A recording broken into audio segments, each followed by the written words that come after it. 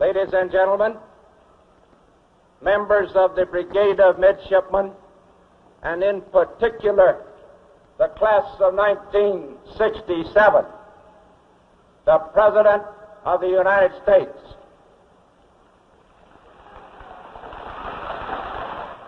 Admiral, officers, members of the brigade, I hope you'll stand at ease.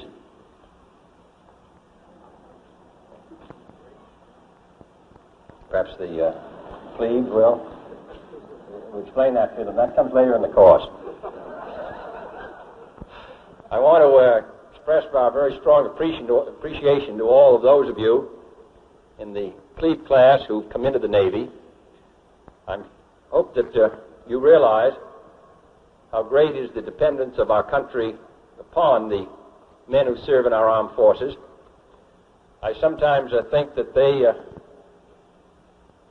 the people of this country do not appreciate how secure we are because of the devotion of men and their wives and children who serve this country in far-off places,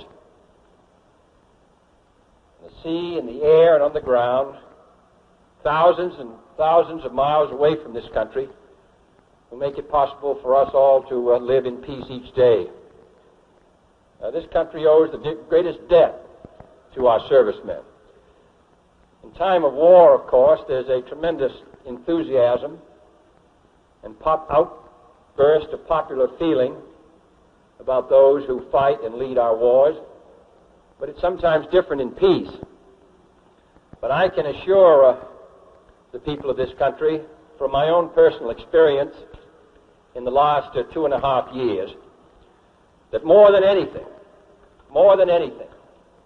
the fact that this country is secure and at peace, the fact that dozens of countries allied with us are free and at peace, has been due to the military strength of the United States, and that strength has been directly due to the men who serve in our armed forces. So even though it may be at peace, in fact, most especially because it is at peace, I take this opportunity to express our appreciation to all of them, whether they're here at Annapolis, or whether they're out of sight of land or underneath the sea. I want to express our strong hope that all of you who've come to the Academy as plebes will stay with the Navy. I can think of no more rewarding a career. You will have a chance in the next 10, 20, and 30 years to serve the cause of freedom and your country all over the globe, to hold positions of the highest responsibility, to recognize that upon your good judgment in many cases may well rest not only the well-being of the men with whom you serve, but also in a very real sense the security of your country. I can imagine no more rewarding a career. And any man who may be asked in this century what he did to make his life worthwhile, I think, can respond with a good deal of pride and satisfaction. I served in the United States Navy. So we congratulate you all. This is a hard job, particularly now as you make the change. But I think it develops in you those qualities which we like to see in our country, which we take pride in. I'm sure you're going to stay with it.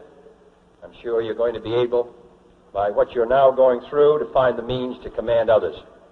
So I express our very best wishes to you, and to tell you that though you will be serving in the Navy in days when most of those who hold public office have long gone from it, I can assure you in 1963 that your services are needed, that your opportunities are unlimited, and that if I were a young man in 1963, I can imagine no place to be better than right here at this Academy, or at West Point, or in the Air Force, or in some other place, beginning a career of service to the United States.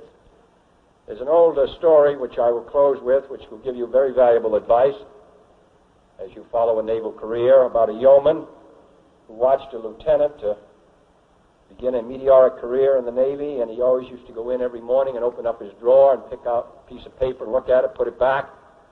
He became a lieutenant commander, youngest captain, youngest admiral, the youngest commander of the Navy. Finally, one day, he had a heart attack.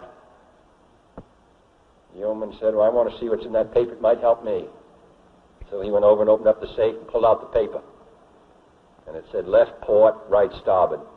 If you can remember that, your career is assured. Thank you. I now propose 3 cheers for the Commander-in-Chief. Hip, hip, hooray! Hip, hip, hooray! Hip, hip! All right, let's hear it! Thank you. In view of that warm cheer, I'd like to, using the full powers of the office, to grant amnesty for whoever needs it, whoever deserves it.